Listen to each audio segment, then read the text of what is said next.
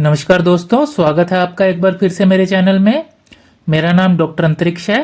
आज हम डिस्कस करेंगे यूरिक एसिड बढ़ने की समस्या के बारे में, जिसको साइंटिफिक टर्म में हाइपर यूरिसीमिया बोलते हैं। आम भाषा में लोगों को पता होता है, जैसे गाउट हो गया, यूरिया बढ़ गया जी, ऐसी चीज़ों से वो ज़्यादा जागरूक हैं। तो सबसे पहले चीज़ है, यूरिक एसिड है क्या चीज़। यूरिक एसिड हमारी बॉडी में प्यूरिन की मेटाबॉलिज्म से बना हुआ एक पदार्थ है, जो कि एक एंड प्रोडक्ट है, जो कि एक फालतू का प्रोडक्ट है। वो हमारी बॉडी में से एक्सक्रीट हो जाता है। 70% यूरिक एसिड हमारी किडनी में से निकल जाता है पेशाब के जरिए। 30% यूरिक एसिड हमारी टॉयलेट में से निकल जाता है हमारी इंटेस्टाइन के जरिए। तो ये अबनॉर्मल कब हो जाता है? अबनॉर्मल तब होता है जब इसकी वैल्यू हमारे ब्लड में 6.8 से ज़्यादा हो जाए। इसके कारण क्या है? दो कारण हो सकते हैं। पहली बात तो अगर इसकी प्रोडक्शन ज़्यादा हो जाए। दूसरा कारण, अगर इसका जो निकलना है हमारे शरीर से वो कम हो जाए। तो प्रोडक्शन बढ़ने के कारण क्या है? कोई भी ऐसा भोजन जो हमारी बॉडी में प्यूरिन्स को बढ़ा दे, तो वो यूरिक एसिड को अल्टीमेटली बढ़ा देता है। आगे हम डिस्कस करेंगे प्यूरिन रिच फूड कौन कौन से हैं। उसके बाद अगर आपको ऐसी कोई बीमारी है जिससे सेल का साइकिल तेज हो जाए, मतलब मान लो कोई ट्यूमर है, कोई आपके रेड ब्लड सेल्स ज़्यादा टूट रहे हैं, किसी तरीके का हीमोलिसिस है, या आप ज़्यादा एक्सरसाइज कर रहे हो, या आपको कोई स्किन की ऐसी बीमारी होगी जैसे सोरियासिस वगैरह हो गई, तो इसमें सेल्स ज़्यादा टूटते हैं तो यूरिक एसिड एंड में ज़्यादा बनता है। उसके बाद है शराब, ज़्यादा शराब का कंजम्पशन, एल्कोहल। फिर है जो आम लोगों को नहीं पता होता, फ्रक्टोस। अगर हम ज़्यादा फ्रक्टोस शुगर खा लें तो उसके कारण यूरिक एसिड बढ़ जाता है। जो भी नेचुरल शुगर होती है, फ्रूट्स में पाई जाती है, जो फलों में पाई जाती है, शहद में पाई जाती है, वो फ्रक्टोस होती है। ज़्यादा फ्रक्टोस खाने से भी यूरिक एसिड बढ़ जाता है। उसके बाद है, अगर बहुत ज़्यादा देर तक भूखे रहें स्टारवेशन में, या स्ट्रेस के कारण भी यूरिक एसिड बढ़ जाता है। इसके बाद अब कुछ कारण, जब यूरिक एसिड हमारी बॉडी से कम निकलता है, जो बॉडी एक्सक्रीट करती है वो कम हो जाए, तो उसमें होती हैं, अगर हमारी किडनी को कोई बीमारी हो जाए, क्योंकि 70% यूरिक एसिड तो किडनी नहीं निकालना है पेशाब में, तो उसको बोलते हैं, अगर क्रोनिक किडनी डिसीज हो जाए, खास करके जो हाइपरटेंशन के पेशेंट्स को रहती है, डायबिटीज़ के पेशेंट्स को रहती है। उसके बाद है, अगर हमें पानी हम कम पिए तो उसमें यूरिक एसिड बढ़ जाता है। कुछ दवाइयाँ ऐसी हैं जो यूरिक एसिड बढ़ा देती हैं। फिर अगर आपका भार ज़्यादा है, ओबेसिटी है आप में, तब भी यूरिक एसिड ज़्यादा होता है बॉडी में। इसके बाद है, शुगर और बीपी के मरीजों में भी यूरिक एसिड ज़्यादा होता है, क्योंकि अल्टीमेटली किडनी को डैमेज करता है, तो किडनी यूरिक एसिड निकालना कम कर देती है। तो सबसे पहले हम जानते हैं, जो ये यूरिक एसिड है जो ज़्यादा प्यूरिन वाले पदार्थ खाने से होता है, वो कौन कौन से पदार्थ हैं। एक मिसकंसेप्शन है भी, प्यूरिन्स में हम लेग्यूम्स यानी कि दाल या अंडा वगैरह, ये चीज़ें हमें नुकसान करती हैं, हाई प्रोटीन वाली। देखिए, एक बात समझिए, प्रोटीन रिच डाइट अलग चीज़ है, प्यूरिन रिच डाइट अलग चीज़ है। तो आज हम जानेंगे भी कौन कौन से फूड सेफ हैं खाने के लिए। आपके बहुत सारे मिस क्लियर होंगे इसमें। सबसे पहले है, जो भी रेड मीट का सेवन ज़्यादा करते हैं, या उसमें भी जो स्पेसिफिक ऑर्गन्स का सेवन ज़्यादा करते हैं, उनमें प्यूरिन की मात्रा ज़्यादा चली जाती है, तो यूरिक एसिड बढ़ जाता है। उसके बाद है, जो भी व्यक्ति फिश या सी फूड या मछली वगैरह ज़्यादा खाता है, तो उसमें यूरिक एसिड की मात्रा ज़्यादा होती है। इसके बाद कुछ ऐसे पदार्थ हैं जैसे मैदा हो गया, बेकरी प्रोडक्ट्स हो गए, रिफाइंड शुगर्स हो गई, इनको खाने के कारण भी यूरिक एसिड की मात्रा ज़्यादा हो जाती है। अगर कोई व्यक्ति ज़्यादा फ्रूट खाए, जूस वाले फ्रूट खाए, मीठे फ्रूट खाए, तो उसमें जो फ्रक्टोस होती है वो अल्टीमेटली हमारी बॉडी में जाके यूरिक एसिड ही बनाती है। तो ऐसे फ्रूट्स जैसे कीवी, रेजिन्स हो गई, केले हो गए, ग्रेप्स हो गए, मीठे आम हो गए, अपना एप्पल हो गया, डेट्स हो गई, फिग्स हो गए, तरबूज हो गया, ये ज़्यादा मीठे जो फ्रूट्स हैं अल्टीमेटली यूरिक एसिड को बढ़ा देते हैं। कुछ ऐसी वेजिटेबल्स हैं जो यूरिक एसिड को बढ़ाती हैं। आमतौर पे वेजिटेबल्स यूरिक एसिड को नहीं बढ़ाती, हम उसको सफिशिएंट क्वांटिटी में कंज्यूम कर सकते हैं। लेकिन कुछ ऐसी वेजिटेबल्स हैं जिन पे रिस्ट्रिक्शंस लगाने की ज़रूरत है, जैसे कि पालक हो गया, मशरूम हो गई, ब्रोकली हो गई या एस्पैरागस हो गई जो सैलेड वगैरह में यूज़ की जाता है। उसके बाद है कोई भी शुगरी बेवरेजेस हो गए, जो मीठे फ्रूट जूसेस होते हैं, खास करके जो पैक्ड जूसेस होते हैं उनमें भी फ्रक्टोज ज़्यादा होता है। इसके बाद नेचुरल स्वीटनर्स हो गए जैसे कि हनी हो गई, अगावे नेक्टर हो गया, कॉर्न सिरप हो गया जो आजकल बहुत ज़्यादा यूज़ होता है सैंडविचेस वगैरह में भी। तो ये सारी चीज़ें यूरिक एसिड को ज़्यादा करती हैं।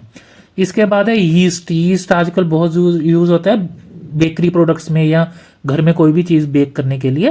तो ये सारी चीज़ें प्यूरिन रिच फूड होती हैं जो हमारी बॉडी में जाके यूरिक एसिड की मात्रा को बढ़ा देती हैं। इसके बाद है यूरिक एसिड बढ़ने के कारण सिम्टम क्या क्या आते हैं। लोगों को आमतौर पे एक ही चीज़ पता होती है, डॉक्टर को भी जब हम किसी ऐसे डॉक्टर के पास चले जाते हैं जिसको कुछ नहीं पता होता, कोई भी जॉइंट पेन हो वो कहता है जी यूरिक एसिड के कारण हो गया। लोगों को भी लगता है अभी जॉइंट पेन है यूरिक एसिड बढ़ा होगा, लेकिन यूरिक एसिड सिर्फ जॉइंट पेन ही नहीं करता, वो किडनी को भी डैमेज करता है, स्किन को भी, जॉइंट्स को भी। अच्छा, उसके बाद स्ट्रोक का खतरा बहुत ज़्यादा बढ़ जाता है पेशेंट्स में, और यूरिक एसिड ज़्यादा होने से कार्डियोवास्कुलर साइड इफ़ेक्ट्स भी आ जाते हैं। तो ये सारे हम जानेंगे क्या क्या चीज़ें हैं।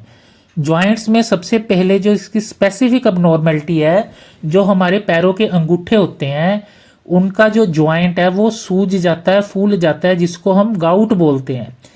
क्या होता है, यूरिक एसिड के क्रिस्टल बनके वो हमारे छोटे छोटे जॉइंट्स में डिपॉजिट हो जाते हैं। वो क्रिस्टल जब डिपॉजिट होते हैं तो उसके बाद वहां पे सोज आ जाती है।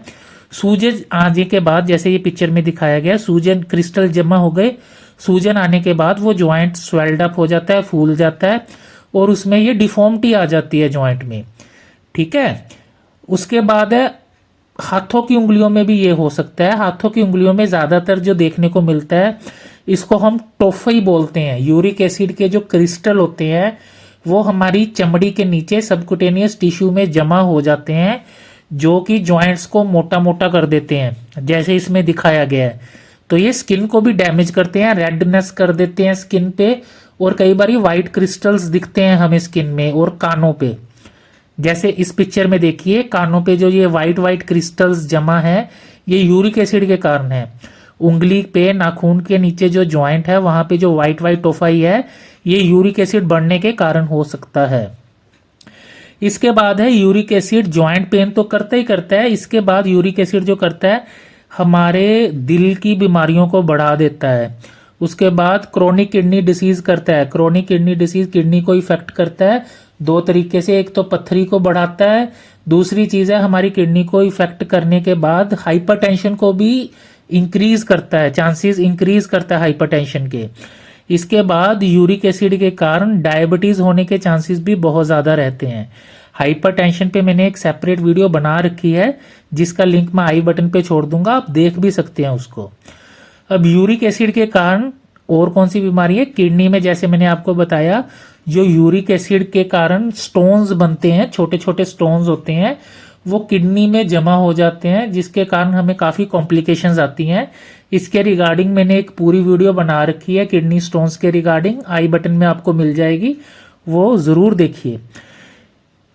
अब इसके बाद है, जो यूरिक एसिड अगर ज्यादा हो तो वो हमारे दिल के अंदर जो सतह होती है जिसको एंडोथीलियल लेयर बोलते हैं, उसको डैमेज करना शुरू कर देता है।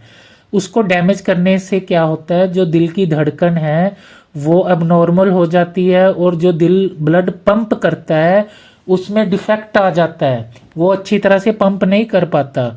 ऑक्सीडेटिव स्ट्रेस आ जाती है हमारे हार्ट को, और अगर हमारा हार्ट मान लीजिए कोई बीमारी होती है तो थोड़ा बहुत जो रीमॉडल करता है अपने आप को, उसमें दिक्कत आ जाती है। तो हमारी कार्डियक अबनॉर्मेलिटीज में भी यूरिक एसिड का बहुत ज़्यादा हाथ रहता है। इसके बाद है जो अथीरोस्क्लेरोसिस होती हैं, जो हमारी नाड़े खून की नसें ब्लॉक हो जाती हैं, उसमें जो प्लाक्स होते हैं वो प्लाक फॉर्मेशन को भी यूरिक एसिड बढ़ा देता है। क्यों?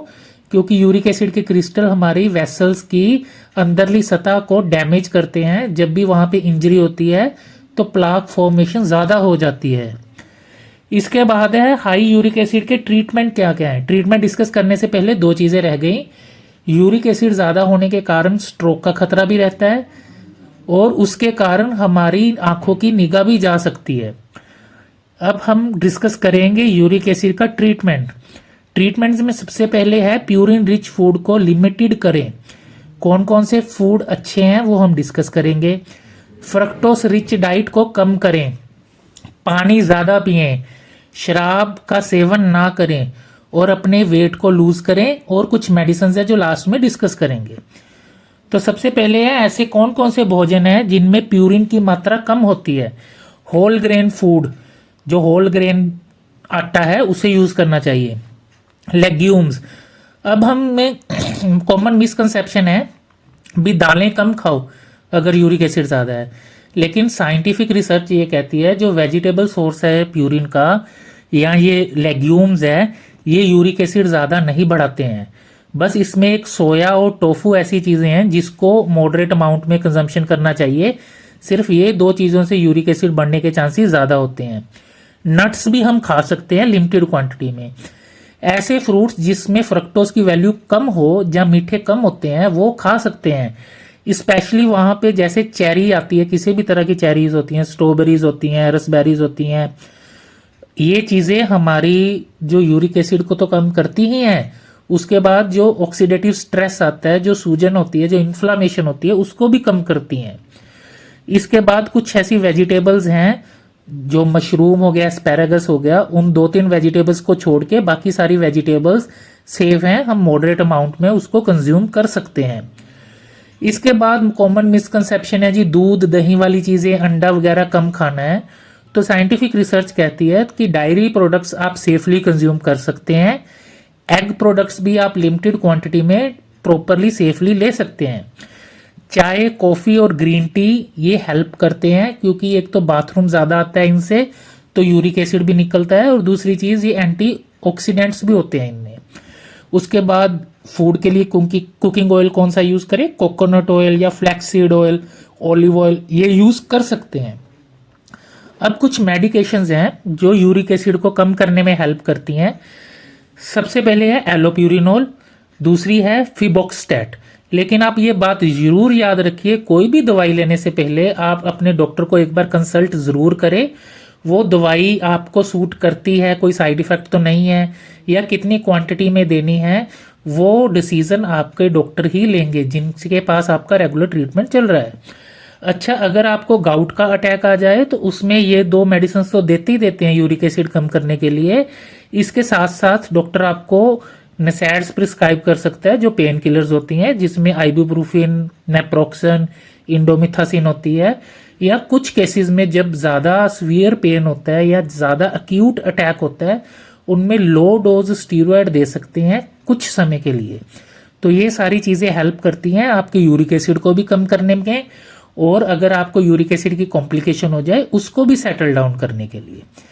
अगर आपको मेरी वीडियो अच्छी लगी तो उसको लाइक कीजिए, शेयर कीजिए और मेरे चैनल को सब्सक्राइब कीजिए।